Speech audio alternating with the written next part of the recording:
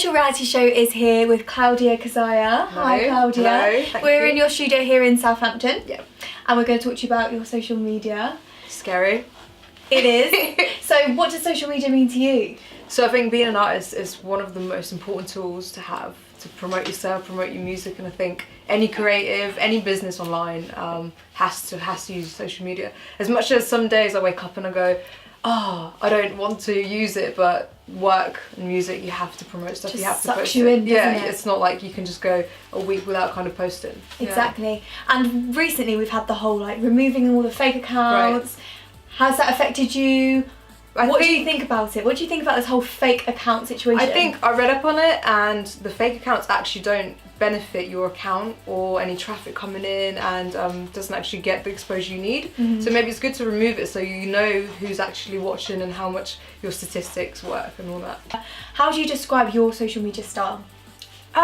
So I always, honestly, even last week I was having this battle, and I asked my friend, my good photographer friend, and I was like, do I have an Instagram that's just all glossy, high quality images, you know, of press shots? Because I love going on Instagrams and just seeing it look like some catalogue. Yeah. But then I'm thinking, people want to see the real you as well. So I've started doing a bit of both. So kind of integrate just little videos, little Snapchat videos. And annoyingly, the Snapchat videos with like a filter gets more views and stuff than like a big high-end picture. Why do you think that is? I honestly think because people just want to see the real you, see into your life, see your personality, and I think there's great examples like Cardi B, everyone, that their personality sells them more. Yeah, 100%. So I mean, there's a million of accounts that look, you know, just fake and just unapproachable. So I think having a nice mixture of both. Because obviously I still want to show off the press shots, the music videos and all that, because that's creativity, that's visuals, that's what we do. So yeah, I think having a nice mix of both and balance is really important. Yeah, 100%. And so going forward, would your advice to all artists be yourself on social media? Like show your good side and show the sides where you're... Yeah, I definitely agree, and it's hard because obviously social media is so fake, and it is very damaging, I say, for everyone, not just young people. You know, there's shows online and everywhere that say it's damaging for just young people. I think everybody, because the older generation gets sucked in as well with commenting, with, you know, arguments online. It is a damaging situation to have social media, but it's also if you use it in the right way, you can definitely show off your best side and build a platform for yourself. Build a platform and get people to connect with you for who you are. So it's hard to kind of portray who you really are just through pictures and posts. So like I said, doing little videos, little talking to the audience is always important. Keeps it real, and you get more people that want to know you for you as well as your music. Yeah, exactly. So people sometimes just message me, oh, you know, we want to know about your makeup, blah blah blah, and I don't do makeup online or anything. So just girly chats like that, like, you know, how do you do this? Where'd you buy your clothes? I want to know about your makeup, so maybe that's the next one. Next. So people really want to get to know you as a person, what you do, you know. You know, they go, oh, what diet do you follow? Just stuff like that. So that's interesting, because sometimes in my mind I just go, right, they just want to know about the music, but sometimes that's second place. There's more to it. Yeah.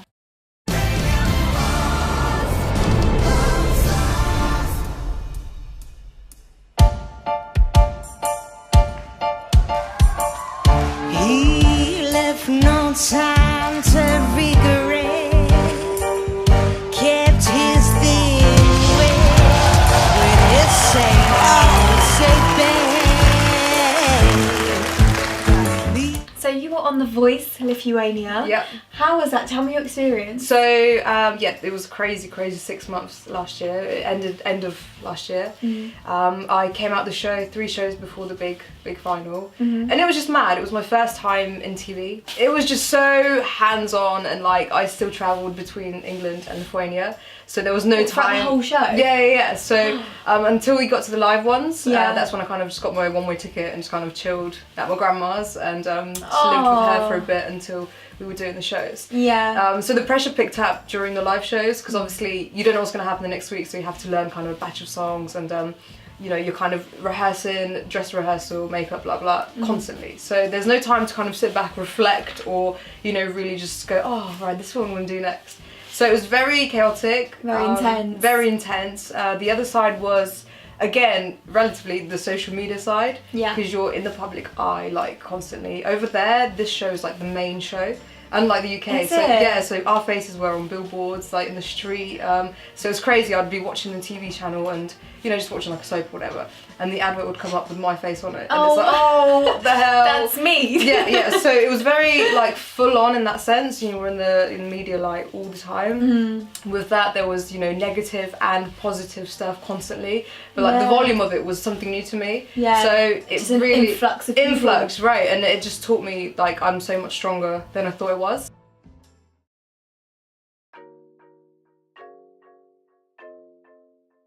And do you get like people sliding into your DMs even now? Yeah, I think not as much as other people. I feel like I'm quite unapproachable sometimes, so maybe they're scared. But I get a lot of older people sliding in, especially on Facebook. Oh. Well, the worst one, we'll not go into that, but the best one was very sweet. This old little man in his rose garden, holding roses, going, "This is for you, my dear." And I was like, I just want to, thank you so much. But you get people to go, "Hello, we need to marry now," but like, you know, from other countries, and it's quite funny. So sometimes I'll share that on my story just so other girls can laugh with me. So I think that's quite personal, but like I'll share that around. Yeah, because it's just and you can't take it seriously. No, and it's relatable. A lot of people get it. Like my friends get it all the time. Yeah. And I'm just like, wow, that's or like crazy. Send me a photo of your foot. Yeah. And you're like, why? Like, that's £10. Yeah. No. Wow. On your social media, you've got some gym photos. Right. Again, that's part of you looking good, feeling good. So, do you like to stay in shape? Do you conscious of that as well? Yeah, gym is like a massive part of my life. Yeah. Huge part. How often do you go? I'd go 5 to 6 days a week. Wow. But mainly like doing like bodybuilding stuff. Okay. So again, people don't know that about me that much, apart from a few pictures. But it's seen like quite as a manly, do you know what I mean, workout, and I hate any stereotypes like that. Yeah. Like, I'm a massive tomboy at heart, even though the image is quite like girly. It's about being strong, isn't it? Yeah. Yeah. So gym really helps me, it clears my mind. It helps me be strong physically for shows, for singing, and yeah, obviously it just makes me feel good. I just enjoy being at the gym. I pretty much live in here. I work here as a vocal engineer every day. Yeah. So obviously it just depends, you know, what slots, what sessions are booked. Sometimes you can have a 12-hour day, sometimes you can have 4 hours in a day. It doesn't feel like work, you know, it's like you wake up and you're going to do music. So I'm just very blessed to be here and kind of experience that. And every artist that comes in, you know, we have a lot of trap, drill artists, like so all genres, and they all inspire me because if it's their writing, their passion, just the way, I mean, their energy, and just speaking to them and how, you know, they feel about music, it just feels like we're in this like music bubble, and then we go outside of the studio, it's like, oh, it's the real world, but really this is the real world.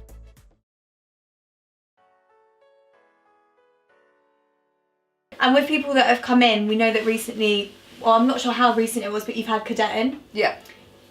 How is the recent news that you've heard? Yeah, so that was like, it's still hard to speak about it, but it's been horrible. We didn't feel it was, you know, real. We didn't feel it was happening. We just couldn't believe the news. Yeah. It was here literally a day before. Obviously it happened. We'd come back to the studio and there was like unopened emails from him and stuff. So it's just it's crazy. We're trying to all like just see the best light in what's happened. Yeah. And that is, he's left so many people inspired. Exactly. And we have to continue his legacy through music, through creating, and just growing. Just for him basically. So 100%. Yeah, it's hard. It doesn't feel like, I just like to think, oh, he's just gone on holiday, or it's just quit music for a bit. You know, that's why we're not seeing him. But yeah, it's hit everyone hard. He'd always big everyone up. So he'd always make everyone feel like they can do it, you know, inspired. So I think somebody who gives and then suddenly, you know, he had so many plans. And this is his year as well, wasn't it? Yeah. So I think you just don't expect it's like a shock. You're like, we all thought it was a joke, you know, we didn't think it was real. Yeah. But yeah, we're gonna continue it for him. 100%. Yeah. And who else have you had in here? So Dino Driz. Yeah. We've worked with Miss Banks as well. Oh, cool. But yeah, so it's kind of having a name for itself now. Yeah. People sometimes just come in, you know, book in and have sessions because they've heard, you know, other people have been here, you know, and they always expect everyone to like be here. Like, yeah, like they don't live here. Where's Miss Banks? They don't live here.